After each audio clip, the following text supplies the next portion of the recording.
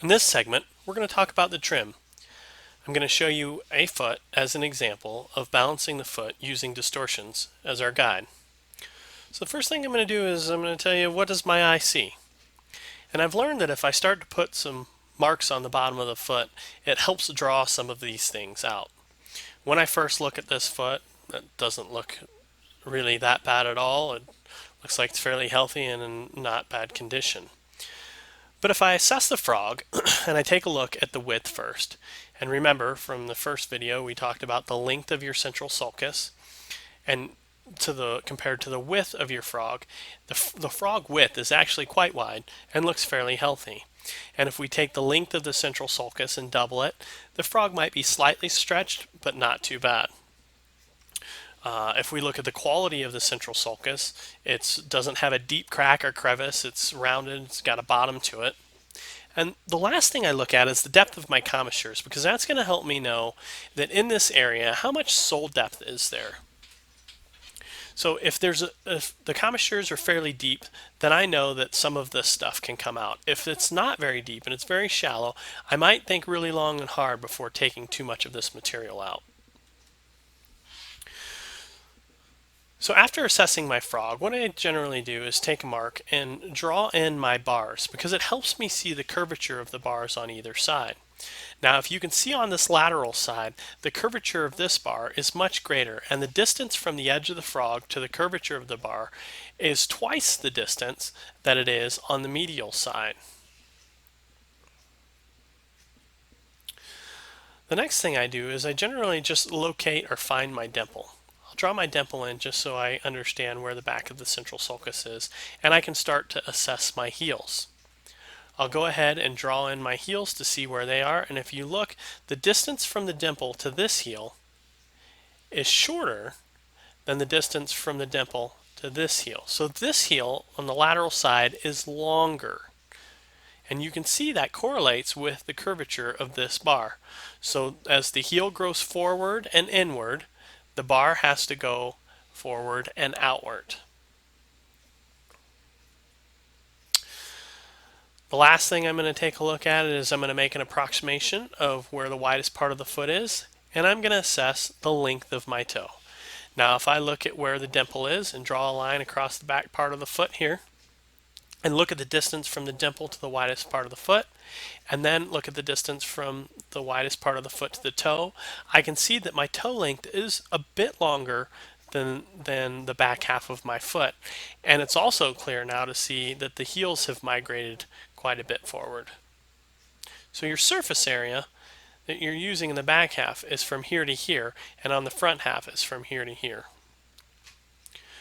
So by using the distortions, and if we know that the distortion, or the longer the foot is, the greater the foot becomes distorted. If I trim the greatest distortion first, it oftentimes helps me get the foot in balance, and I don't over trim one side or under trim another.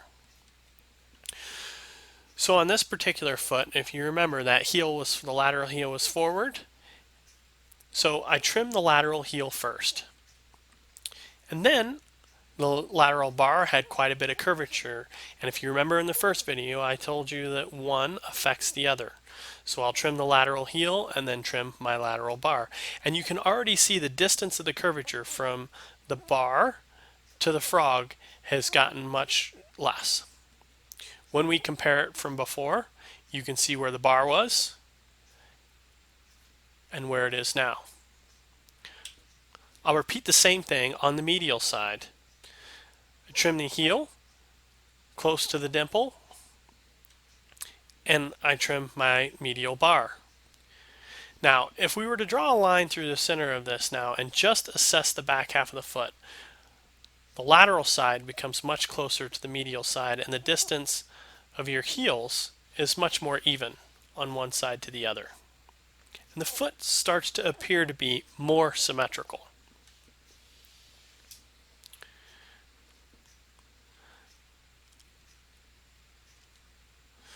Next thing we do is we go ahead and we exfoliate the foot.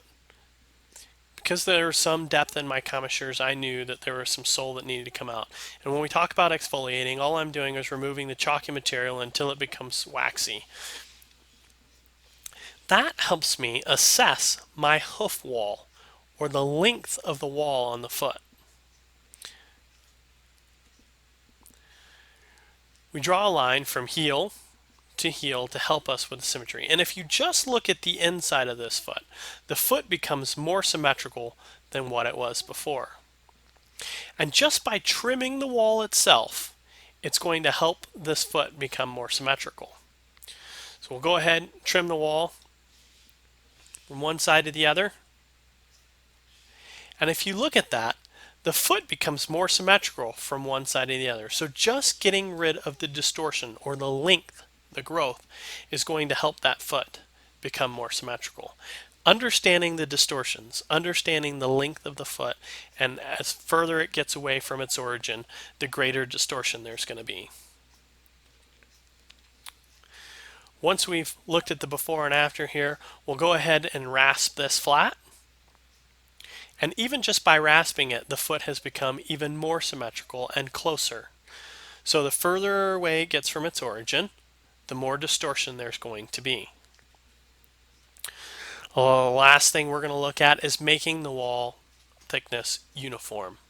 And what I mean by that is if you look at the distance from the white line to the edge of the wall here, and you look at the distance from the white line to the edge of the wall here, it's obviously much greater in the toe than it is in the back part of the foot.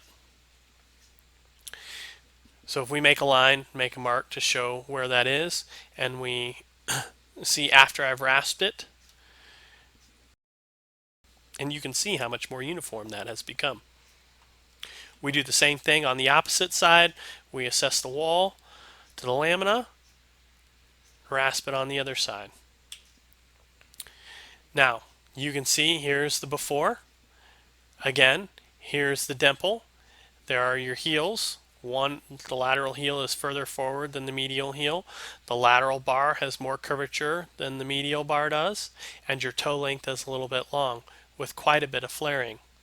Just by using the distortions as our guide, I was able to bring the bar in closer to the relationship with the frog and more symmetrical from one side to the other.